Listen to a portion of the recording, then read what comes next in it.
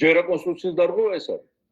რომ შეეცადოს გამწარებულ მე სასოწარკვეთილების გამოხატვაც იმ სასახლესთან მივარდნენ იმ ჯგუფის.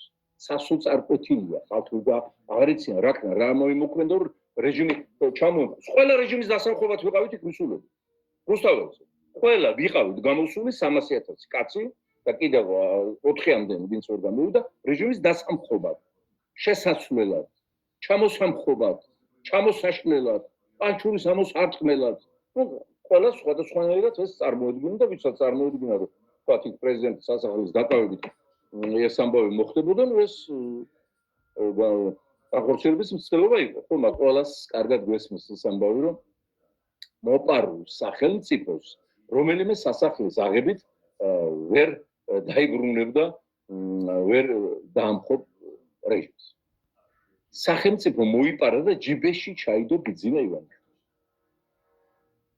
შესაბამისად, პარლამენტიც რო აიღო, კანცელერიაც რო აიღო, აღარ არის საუბარი ამ ფეხბურთელი პრეზიდენტის ეგრეთ წოდებულ სასახლეზე. ხელისუფლების შემოხობა ვერ შედგება. აი ფიზიკურად რო დაიჭირონ პაპუაშვილი, მდინარაძე, ის კობახიძე და სახალხო საპატიმროების შეყარა. ხელისუფლება ვერ ჩამოყობა, იმიტომ რომ ამ ვირთხის ხელშია სახელმწიფო, ვირთხის ჯიბეშია, ვირთხის გამოქვაბულშია დამალული. ეს ვირთხა გამოსაგდები სწოროდა.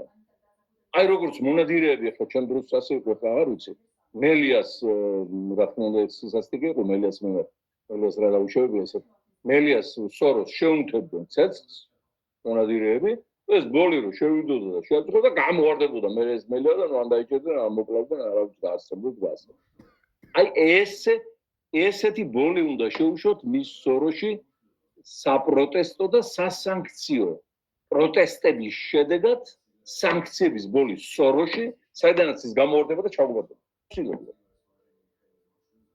აი ეს არის სწორი სტრატეგია და სწორი მოქმედება. ვიმეორებ, ახლა